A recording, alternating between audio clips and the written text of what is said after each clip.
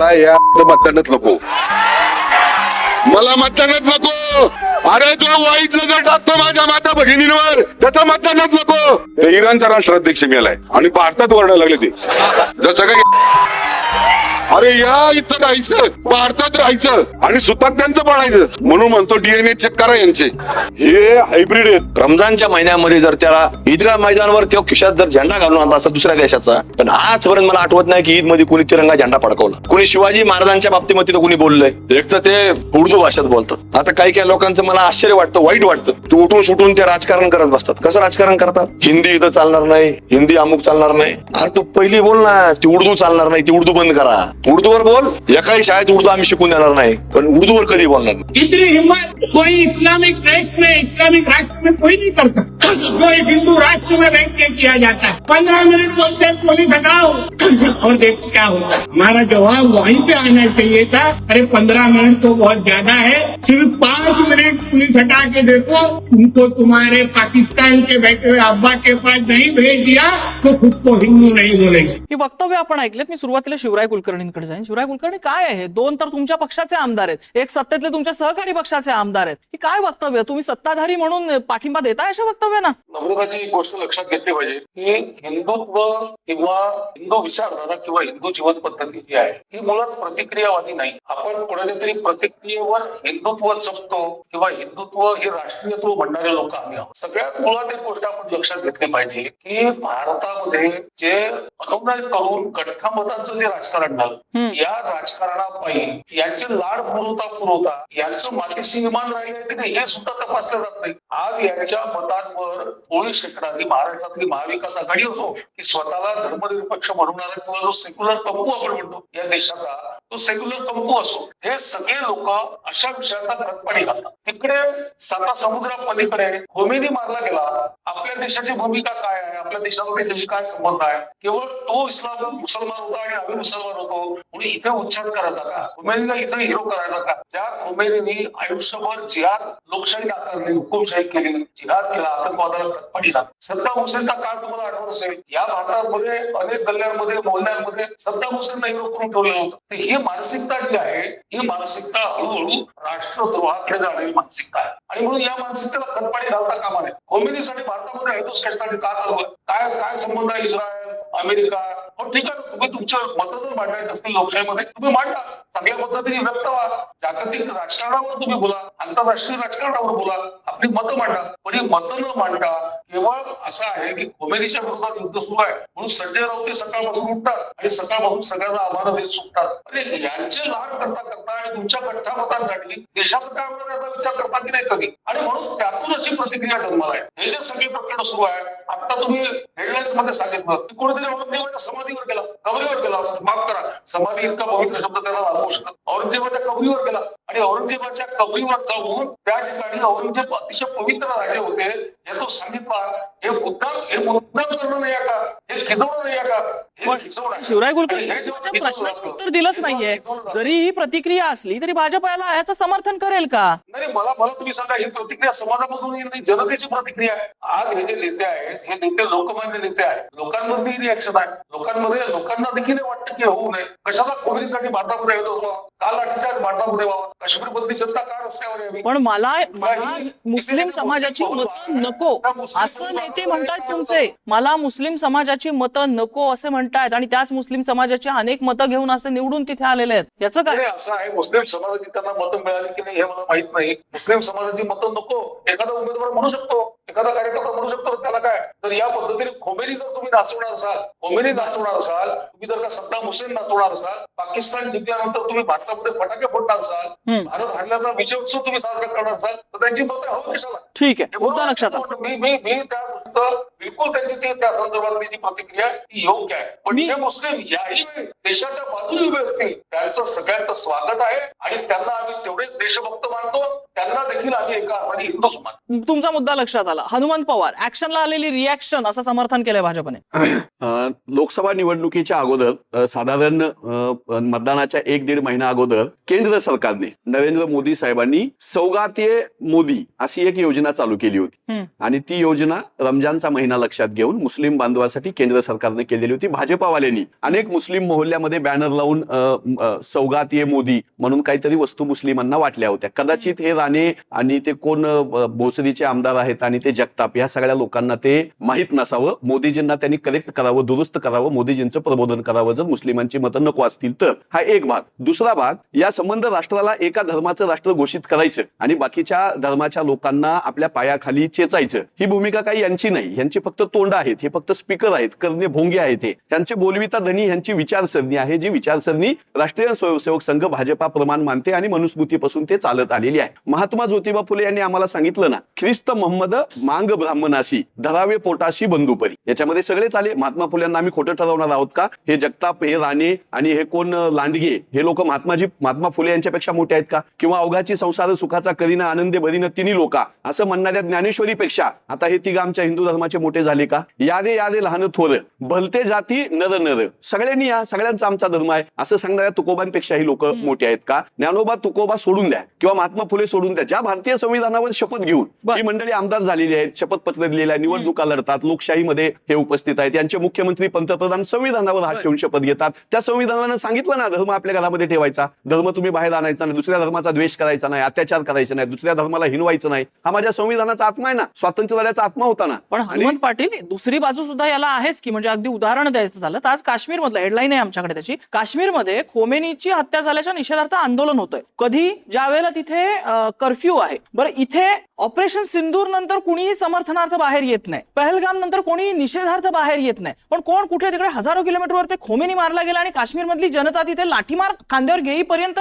घराबाहेर पडते. हा पण विरोधाभास आहेच की. अटल बिहारी वाजपेयींनी पॅलेस्टाईनची बाजू घेतली आणि इस्रायलला खडसावलं. ते परराष्ट्र मंत्री असताना जनता पक्षाच्या काळातलं दिल्लीतलं भाषण आजही भाजपवाल्यांना आणि महाराष्ट्राला दाखवायची गरज आहे. त्यामुळे त्या भाजपवाल्यांनी आता इस्रायलच्या विजयामध्ये पोस्ट टाकणं, इस्रायलच्या पंतप्रधानांना मिठ्या मारणं, इस्रायलच्या राष्ट्राध्यक्षाला मिठ्या मारणं आणि हे कोण खोमेनी आहेत त्यांच्यासाठी लोकांनी रस्त्यावर उतरणं, हे सगळे एकाच जातकोळीची माणसं आहेत. याचा आणि आमचा काँग्रेसचा काही संबंध नाही. काश्मीरमध्ये लोक सिंदूरच्या समर्थनात उतरली नाहीत, हे थोडं दुरुस्त करा. ज्यावेळेस सिंदूर ऑपरेशन झालं, ज्यावेळेस आपण पाकिस्तानला धडा शिकवला, त्यावेळेस या देशामधले हिंदू मुसलमान सगळे रस्त्यावर उतरले, समर्थन केलं. आमच्या मुस्लिम भगिनी सुद्धा त्या मोहिमेचं नेतृत्व करत असताना तुमच्या माध्यमांनी दाखवल्या. त्यामुळे हिंदू मुस्लिम तणाव निर्माण करायचा आणि बेरोजगारीच्या प्रश्नाकडे, शेतकरी आत्महत्याकडे, महिलांच्या अत्याचाराकडे दुर्लक्ष करायचं, हा एका मोठ्या प्लॅनचा भाग भाजपाचा आहे. म्हणून भाजपाचीच लोक इथं सतत हिंदू मुस्लिम लढा करत आहेत. बरं, ठीक आहे. मी कुंदन पाटील यांच्याकडे जाते. कुंदन पाटील, जे विश्व हिंदू परिषद या सगळ्याकडे कसं बघते? समर्थन आहे का विश्व हिंदू परिषदेकडनं अशा वक्तव्यांचं? सगळ्यात महत्वाचं, सगळ्यात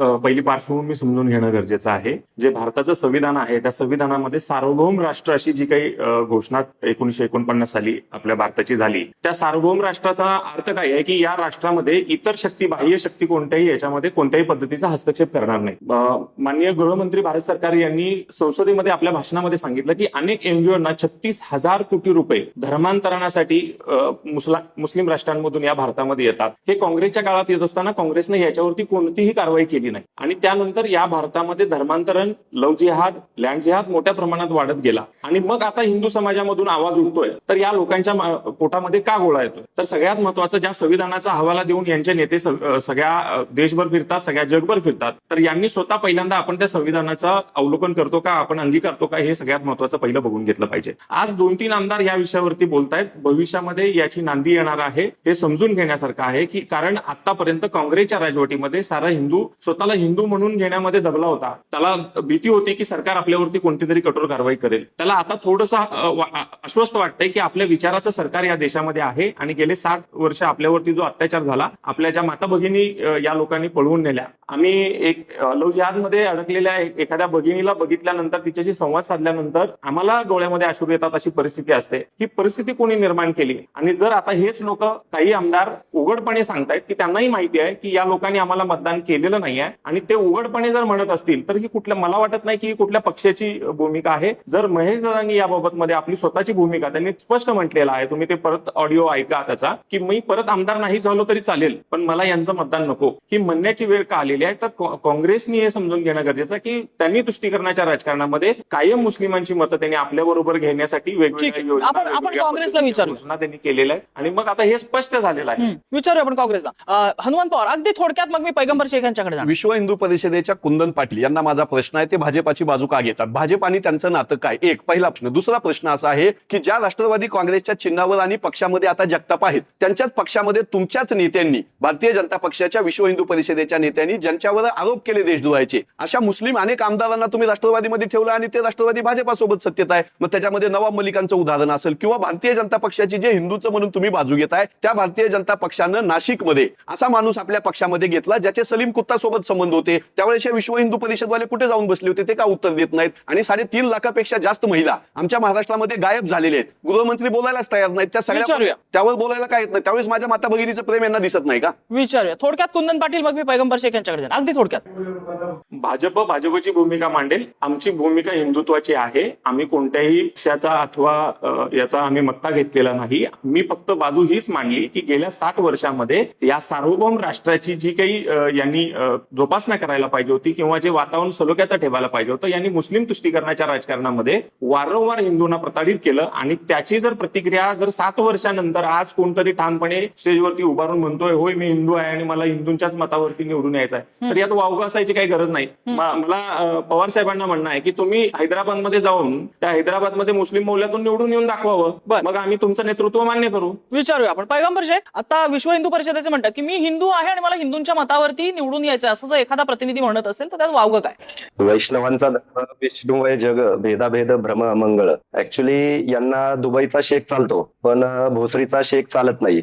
यांना रील बनवण्यासाठी रियाज अली चालतो, मात्र अहिल्यानगर मधला रियाज चालत नाही. ही अशी यांची एकूण परिस्थिती आहे. वास्तवात सध्या कुठल्या निवडणुका नाहीयेत, त्याच्यामुळे अशी विधानं करणं ही खरंच पोकळ विधानं आहेत मुळातच. आणि जर महेश लांडगे यांना जर विधानच करायचे आहे की आम्हाला मुसलमानांची मतं वगैरे नको, तर त्यापेक्षा मला असं वाटतं की महेश लांडगे वगैरे यांच्यासारख्या लोकांनी आम्हाला ईव्हीएम वर निवडणूक नकोय अशा पद्धतीची सर्वात आधी जी आहे ती त्यांनी विधानं करणं खूप जास्त गरजेचं आहे. या देशामध्ये एक हिंदू मुस्लिम एकतेची परंपरा आहे. त्या एकतेच्या परंपरेला वारंवार तडा देण्याचं जे काम आहे ते काही धर्मांध मुस्लिम करतातच आणि ते धर्मांध मुस्लिम करतात असं सांगून हे सत्तेवर आलेले लोक आहेत आणि या सत्तेवर आलेल्या लोकांनी कायद्याचा वापर करून, प्रशासनाचा वापर करून या सगळ्या गोष्टी आटोक्यात आणतो असं सांगून आज ठिकठिकाणी जे आहेत ते सवंग यांच्या सभा होताना आपण पाहतोय की हिंदू धर्मियांना, ज्या धर्मियांची यांनी मतं घेतली, निदान त्या धर्मियांना तरी हे काय देतात हा माझा प्रश्न आहे. त्यांना रोजगार हे देतायत का? त्यांच्यासाठी महागाई जी आहे ते कमी करतायत का? तर नाही, अशातलाही काही भाग नाही. त्यांनाही कुठल्याही पद्धतीच्या सुखसुविधा नाहीत. त्यांनाही पूर्णपणे सबंध हिंदू समाजाला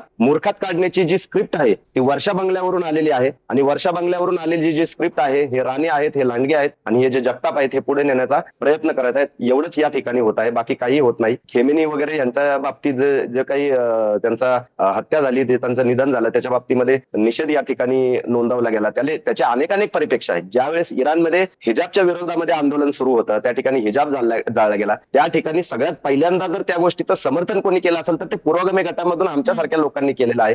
खेमेनींचा निषेध त्या ठिकाणी केलेला आहे. त्या ठिकाणी साधारण 400-500 महिला त्या ठिकाणी मारल्या गेल्या. त्या गोष्टीचा देखील निषेध करून जो हिजाब त्या ठिकाणी जाळला गेला त्याचं समर्थन देखील उघडपणे इथल्या पुरोगामी गटातल्या लोकांनी केलेलं आहे. आणि त्यावेळी हे जे मनुवादाची जी संस्कृती पुढे घेऊन चालले होते ते लोक कुठे मुख गिळून गप्पा बसले होते. माझा प्रश्न जोडून असा आहे, एक मिनिट, तुम्हाला विचारते, हत्या नक्की झाली कशामुळे? ते हुकुमशाही आहे म्हणून झाली का? पेट्रोल जे आहे ते पेट्रोल एक मूळ महत्वाचं कारण आहे की अमेरिकेला ज्या राज्यांमध्ये इस्रायल संघर्षात घुसला नको, तो खूप मोठा विषय आहे, चर्चेचा वेगळा विषय. पण मला तुम्हालाच एक छोटासा प्रश्न आहे, म्हणजे तुम्ही असं म्हणताय की या वक्तव्यांमध्ये फार काही अर्थ नाही, म्हणजे तुम्हाला असं म्हणायचं का की महाराष्ट्राचं पुरोगामित्व ही अशी वक्तव्य पचवून ढेकर देईल की महाराष्ट्रामध्ये कुठेतरी हिंदुत्वाचा चर्चू प्रवेश होतो हिंदू राष्ट्राचा? आज मी तुम्हाला सांगतो, मी महाराष्ट्रभर वेगवेगळ्या ठिकाणी फिरत असतो. महाराष्ट्रभर तुम्ही फिरा, महाराष्ट्रभर महेश लांडगे, संग्राम जगताप आणि नितेश राणे यांच्याविषयी लोक काय बोलतात ते ऐका. मी खूप चांगल्या सभ्य भाषेमध्ये बोलतोय, मात्र आपल्या महाराष्ट्राची दर 4 किलोमीटरला भाषा, त्याचा हेल जो आहे तो बदलत असतो. या वेगवेगळ्या हेलमधून जे लोक ज्या अपशब्दामध्ये या तिन्ही लोकांना ज्या पद्धतीने शिवाशाप देतात, मला असं वाटत नाही महाराष्ट्रभरामध्ये कुठलेही नेते एवढे शिवाशाप खात असतील. आणि सगळ्यात पहिली गोष्ट तर मी तुम्हाला सांगतो, हे लोक जे दाखवतात कॅमेरावर, जे ऑनबोर्ड जे सांगतात, वास्तवामध्ये अशा काही गोष्टी नाहीयेत. यांचे किती लोकांशी, किती मुस्लिमांशी व्यवहार होतात, आर्थिक व्यवहार होतात, हे यांनी जाहीर करावं. मी तर यांना सांगतो, उघड माझं आव्हान आहे महेश लांडगे यांना, संग्राम जगताप यांना आणि अगदी नितेश राणे यांना, यांचे किती मुस्लिमांशी आर्थिक व्यवहार होतात, किती व्यवसायामध्ये ते पार्टनर असतात असतात. या सगळ्या गोष्टी यांनी ठीक. जाहीर कराव्या. मुद्दा लक्षात आला. सर्वसामान्य हिंदू विचारूया. मुस्लिमांनी एकत्र येऊ नये अशा पद्धतींची यांची वक्तव्य असतात. मात्र वास्तवामध्ये अशा कुठल्याही पद्धतीच्या प्रकारे हे वागत नाहीत. वास्तवामध्ये ज्या ठिकाणी यांना कामाचा दर्जा चांगला मिळतो, चांगल्या पद्धतीनं लोक कामं करतात, अशा पद्धतीच्या लोकांना हे कामं देतात आणि दुसरीकडे एकीकडे फक्त यांच्याकडे प्रसार यांचा चालू असतो की हिंदूंकडूनच खरेदी मुद्दा करा, लक्षात आला. हिंदूंशीच ठीक आहे. व्यवहार करा. येते मी पुन्हा येते आपल्याकडे. शिवराय कुलकर्णी, आणि स्वतःची मतं तळी भरून घ्यायची. अशा वक्तव्यांना अजिबात महत्व द्यायची गरज नाहीये, झटकून टाकावी इतकी कॅज्युअल वक्तव्य आहेत ही, अशी प्रतिक्रिया येते. असं नाही, बरोबर आहे. पैगंबर शेख आणि हनुमंत पवार हे दोघे या शोकभग्न खोमेनींमुळे, आणि त्याच्यामुळे त्यांना हा देखील विवेक राहिलेला नाहीये. खोमेनींच्या बद्दल किंवा दुसऱ्या देशांमध्ये, मुस्लिम राष्ट्रांमध्ये ज्या काही अशा घटना घडतात त्याची जी रिॲक्शन भारतात येते, त्याला आपण कधी विरोध केला पाहिजे. हे यांना कधी एकीकडे घटना दाखवायची, एकीकडे संविधान. मला सांगा, इतके लाखांनी कांदे सोडतायत की तिथे हिजाबची बंदी झाली तेव्हा आम्ही त्याचं समर्थन केलं. महाराष्ट्रातल्या या देशातल्या हिजाब बद्दल इथे तुम्हाला एका शब्दाने तुम्ही उच्चारत नाही. इथे लव्ह जिहादमध्ये ज्या तरण्या ताट्या मुली पळवून दिल्या जातात, त्यांची फसवणूक होते, त्यावेळी तुमच्यातलं पुरोगामित्व कुठे जाते? त्यावेळी मुसलमानांची बाजूकडे हे तुमचं पुरोगामित्व आहे. आणि पैगंबर शेख तुम्हाला सांगतो, महाराष्ट्रात तुम्हीच नाही फिरत, महाराष्ट्रात आम्ही फिरतो. महाराष्ट्रातल्या कोणत्याही कानाकोपऱ्यात चला, सगळ्यांना माहिती आहे की पैगंबर शेख हा खोमेनीग्रस्त माणूस आहे, हा सद्दाम हुसेनग्रस्त माणूस आहे, पाकिस्तानच्या वेळी जिंकल्यानंतर फटाके फोडणाऱ्या लोकांची बाजू घेणारा माणूस आहे. हे सगळ्यांना माहिती आहे. नितेश राणे, महेश लांडगे, आणि मला आनंद अभिमान वाटतोय राष्ट्रवादी काँग्रेसच्या त्या नेत्याचा, संग्राम जगताप यांचा, त्या जनतेच्या मनातली भावना म्हणून दाखवली आहे. लोकप्रिय नेते आहेत महाराष्ट्रातले, हे कोणाच मापदंड लावणार. आणि या पद्धतीचे विधानं करून, पिवळी पुस्तकं वाचून, कम्युनिस्टांची लिहिलेली पुस्तकं वाचून राष्ट्रीय स्वयंसेवक संघावर भाष्य करणारे हे खोमेनीच्या शोकात पडलेले हनुमंत पवार, अहो विवेक ठेवा थोडा. या भारतातल्या कुठल्याही हे मुसलमान या भारताचे देशभक्त आहेत. ठीक आहे. माझी बरं, जोडलेली आहे. आम्ही त्यांच्याशी कधी भेट केला नाही. वेळ कमी आहे आपल्याकडे. तुमचा मुद्दा लक्षात आला. मुस्लिमांसाठी आंदोलन, मुद्दा लक्षात आला. ठीक आहे. हनुमंत पवार थोडक्यात. आमच्या बांगलादेश मधल्या हिंदू बांधवांना ज्यावेळेस मारलं जात होतं बांगलादेशमध्ये, त्यावेळेस त्यांचं भाजपाचं सरकार कुठल्या बिळात जाऊन बसलं होतं? त्याच बांगलादेशच्या पंतप्रधानांना मध्ये बोलायचं नाही. कुलकर्णी मध्ये बोलायचं, माझं तोंड चांगलं नाही. कुलकर्णी मध्ये बोलायचं नाही. कुलकर्णी ऐकून घ्यायची क्षमता ठेवा. कुलकर्णी ऐकून घ्यायची क्षमता ठेवा. कुठल्या बिळात जाऊन बसले होते? बांगलादेशमध्ये माझ्या हिंदू बांधवांना मारलं होतं त्यावेळेस मोदी साहेब कुठल्या बिळात जाऊन बसले होते? शेख हसीना घरात घेऊन बसणारे, रियाज आदिला आपल्या घरात घेऊन बसणारे, किती संघवाले आणि भाजपवाल्यांच्या मुली मुस्लिमांना दिलेल्या सांगू यादी, मुसलमानांच्या मुलाला दिलेल्या मुली किती संघवाले भाजप यादी सगळे बोलायला लागलं तर मुद्दा समोर येत नाही. क्षमता ठेवा. कुलकर्णी ऐकायची क्षमता ठेवा. कुलकर्णीचे दिवस गेले, तुम्ही कुलकर्णीचं माईक बंद करा. कुलकर्णीचं माईक बंद करा. कुलकर्णी आणि हनुमंत एकत्र बोलला तर कुणाचाही मुद्दा समोर येणार नाहीये.